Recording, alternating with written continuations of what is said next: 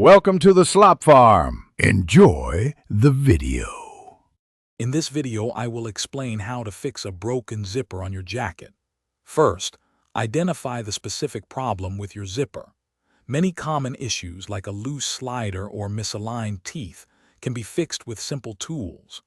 Understanding the problem is the first step to a successful repair. We'll cover several methods, from quick fixes to more involved solutions, ensuring your jacket is back in working order. If your zipper slider feels loose and isn't engaging the teeth, you can often fix it with a pair of pliers. Carefully, and I mean very gently, squeeze the back of the slider. You want to apply just enough pressure to tighten it slightly, allowing it to grip the teeth more firmly.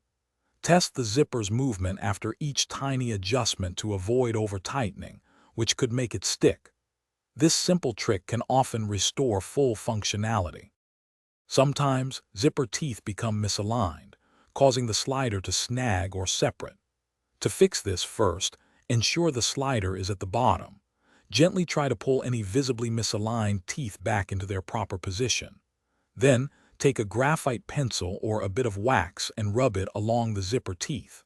This lubrication can significantly help the slider move smoothly, allowing the teeth to realign as you slowly work the slider up and down. A zipper that's stuck can often be freed with a simple lubricant.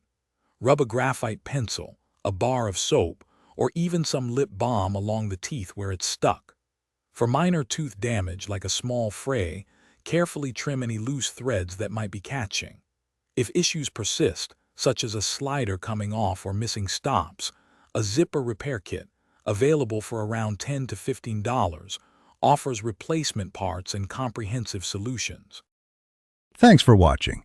Consider subscribing if we helped you today.